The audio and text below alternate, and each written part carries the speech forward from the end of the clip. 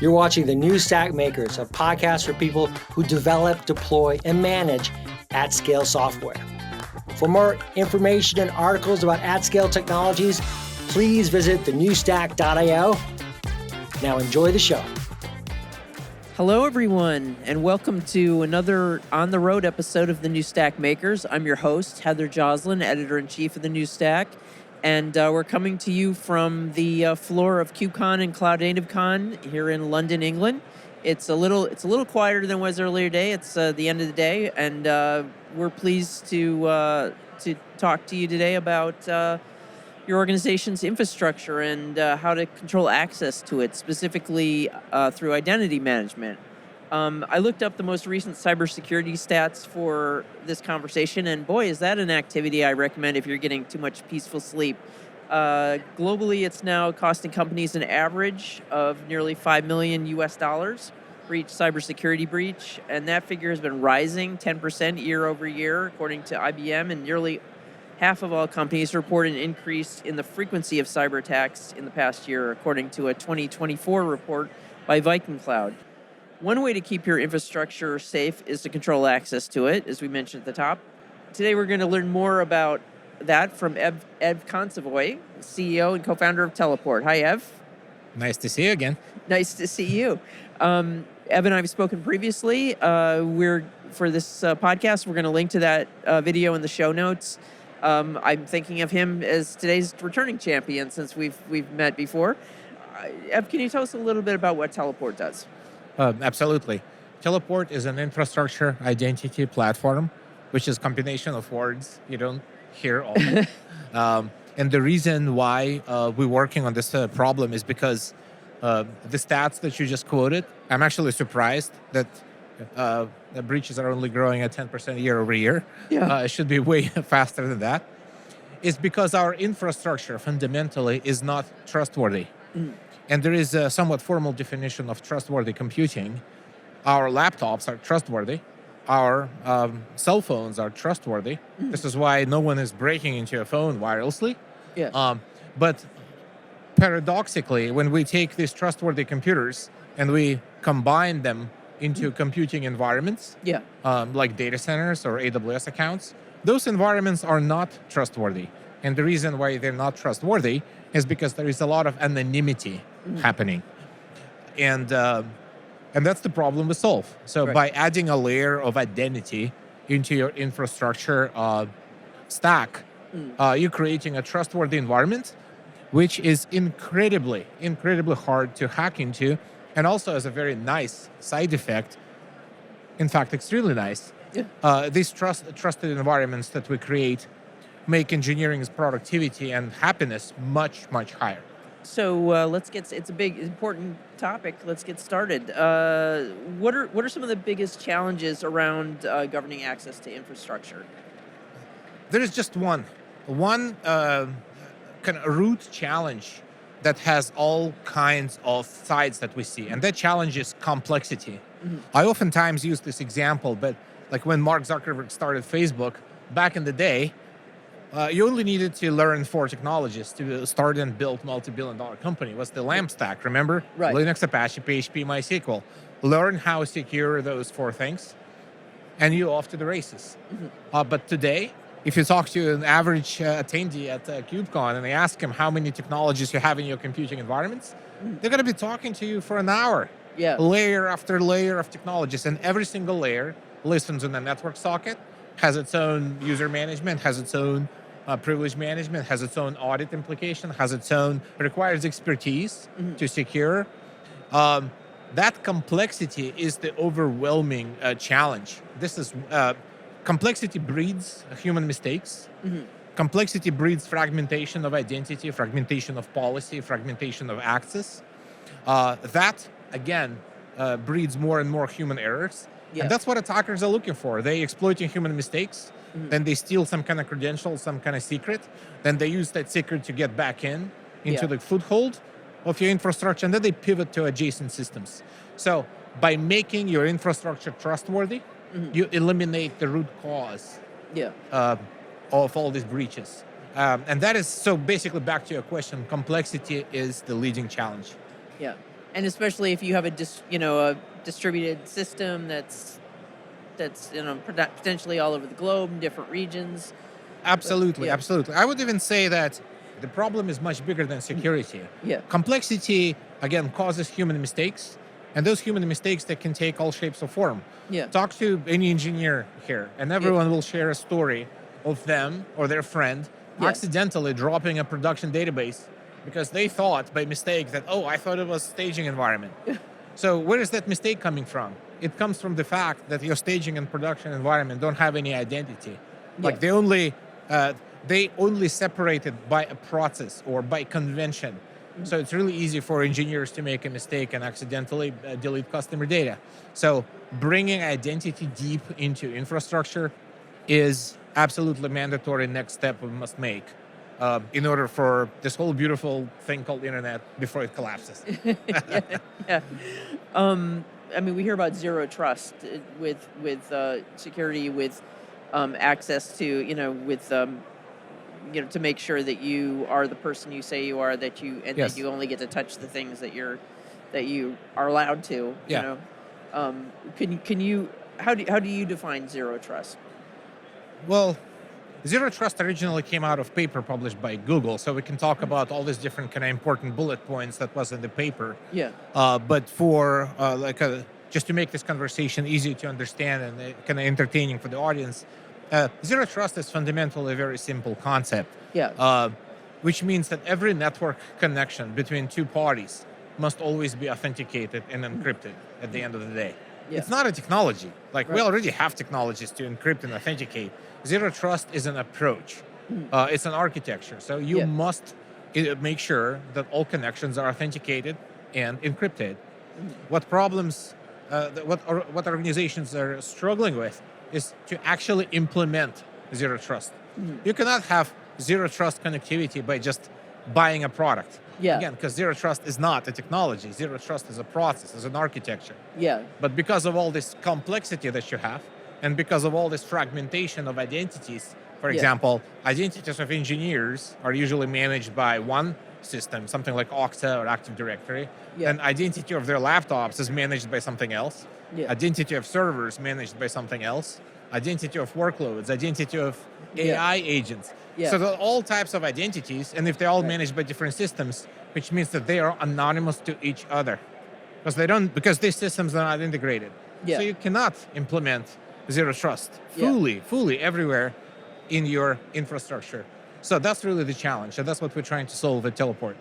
Before we get into Teleport and how it's solving it, what are some of the particular ways that identities can be compromised that you've seen? So when we're talking about compromised identity, it's important to also talk about quality of identity implementation. All identity is not created equal. You might have weak identities on one side and strong identity implementation on the other. So a weak identity example is a username and a password in some kind of database. Yeah. So then you can improve it a little bit by adding maybe some multi-factor authentication. And we all know how creative they can be to exploit that identity and effectively steal it. Okay. So what I propose, well, not just me personally, I'm just saying that there is a strong identity implementation which is based on essentially hardware or on a physical world, where I could say that my identity is combination of my fingerprint and a trusted platform module on my laptop. You see, this identity is impossible to download, upload, clone, because it's not information. It's physical objects. My finger is an object. TPM on my motherboard of my laptop is an object. They exist. They are both singletons. You cannot clone them. So that's a really strong implementation of identity. So that identity is extremely challenging to exploit. So therefore, we encourage all organizations to switch to stronger identity implementations. Obviously, AI is everywhere. You talk to this go around the booths and talk to people. I mean, everyone is incorporating AI into what they do. My landscaping company is also AI company now. Oh, wow. Wow. Everyone's rebranding. So, do you, how does AI make it more difficult to verify identities, we keep hearing about bots. I would maybe talk about two things when it comes to AI, kind of offense versus defense. Okay. On the offensive side, generative AI drastically lowers the cost of mounting an identity attack. Because today, if you're like a criminal organization and you're going after kind of sizable company, you actually need to employ people, criminals, because you need to be watching social media accounts of the employees. Essentially, you need to have people who would be watching employees of a victim organization to make a mistake, so that mistake could later be exploited. So by leveraging AI, you could just automate a lot of that kind of surveillance process. And obviously you could do deep fakes and stuff like that. So on the offensive side, AI is going to drastically lower the cost of mounting an attack, which basically means increasing frequency of the attacks. Now, if we look at the defensive side, AI itself represents yet another piece of that growing complexity of infrastructure. Because look, running LLMs is not that easy. It's a pretty demanding technology. So it will be attacked itself. And here's an interesting thing about AI agents. Because typically, there are kind of roughly two ways to attack a computing infrastructure. You're either exploiting mistakes in human behavior, so you're kind of tricking humans into making mistakes. Or you're exploiting bugs in software, the malware types of attacks. So it's identity type of attack and a malware type of attack. And LLMs are vulnerable to both types of attacks. Because you can trick an LLM to do something it's not supposed to do. So this is you attacking LLM as a human. You're tricking LLM into making a mistake, right? Right. Or the way LLM is hosted, run, and operated itself might have vulnerabilities. So there is a malware vector as well. So that's kind of the role AI plays. It simultaneously presents additional challenge for defenders, and at the same time increases frequency of the attacks. So from a cybersecurity perspective, AI is kind of like is a problem. How does Teleport tackle these issues? How does it tackle the identity fundamentally problem? Before we even talk about Teleport technology, when I meet someone first, I need to encourage them. I want to encourage them to adopt a certain way of thinking, which is you must treat everything that is involved in the process of computing exactly the same, which means that a human is no different from a laptop, is no different from an AWS account, is no different from a server, is not different from a database. In other words, software, hardware, and peopleware, they all the same from a security perspective. So you must think about them all as being just identities. They are no different. You need to move away from traditional fragmentation of identities. So then if you do that, now you have this layer of identities that are implemented in a strong way. So using cryptography and attributes of physical world, like TPM, HSM, biometrics. Once you have this layer established, then LLMs or AI agents, they become no different. It's just yet another actor in this in your computing infrastructure. So it needs to have a strong identity. It needs to have policy applied to it.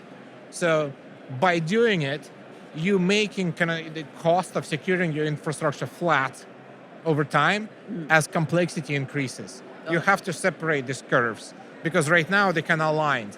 So you go and employ 20 different technologies, and AI could be one of them. So you need to come here and look for 20 different security solutions to secure every single one. So the complexity curve and the cost of, and the curve that represents the cost of securing your infrastructure, they are the same, and that is terrible.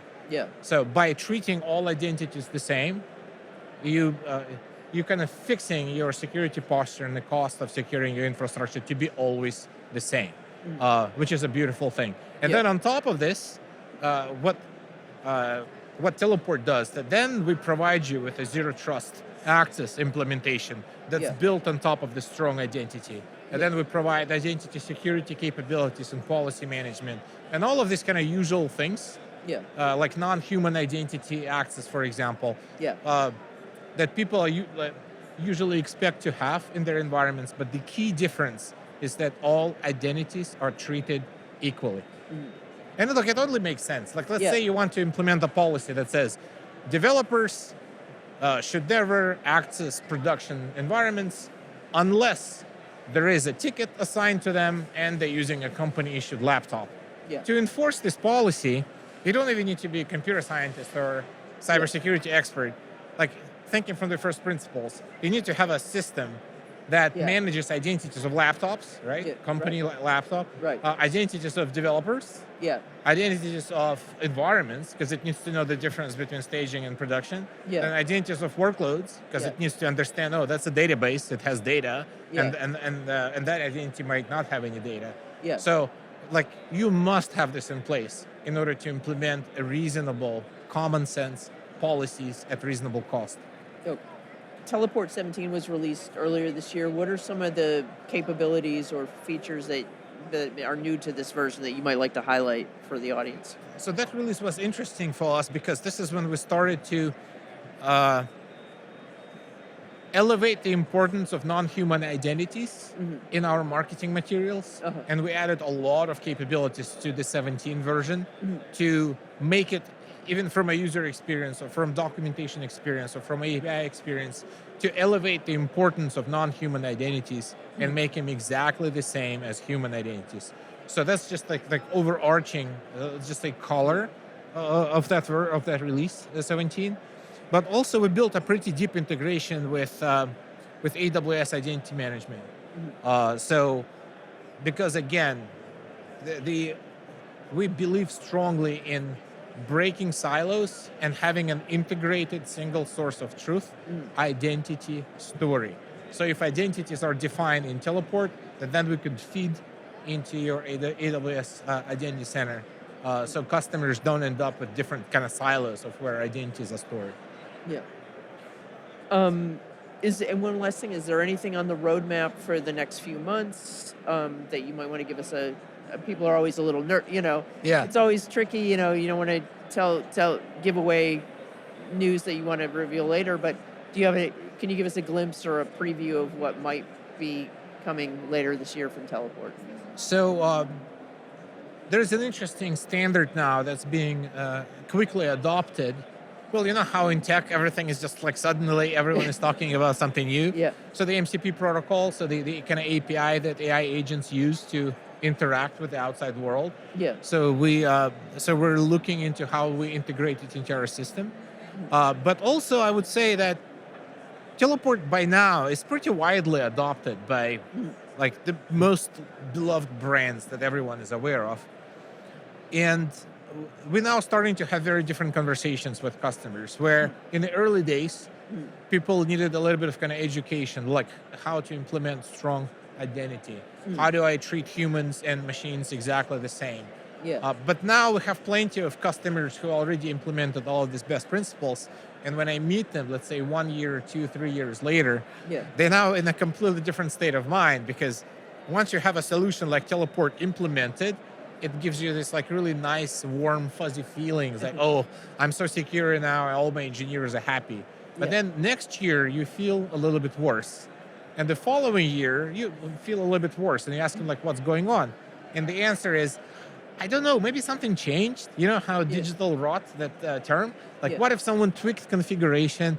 What if we hired an intern, and that intern accidentally made some bug in Terraform script and something, or deployed some kind of Bastion host that I don't know anything about?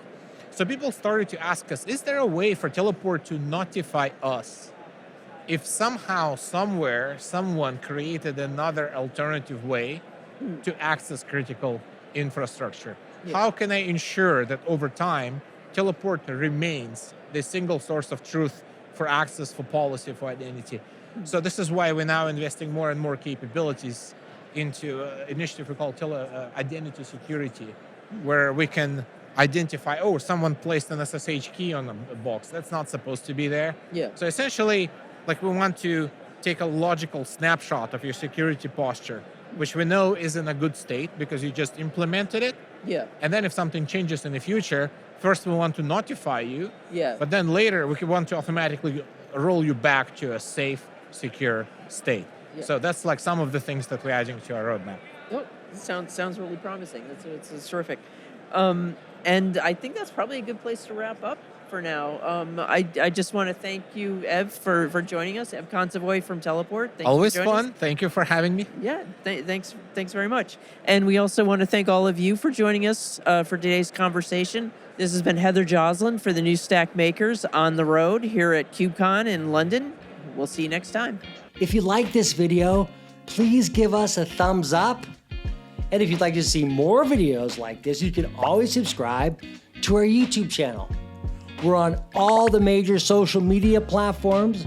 You can always find us at thenewstack.io. We hope to see you soon.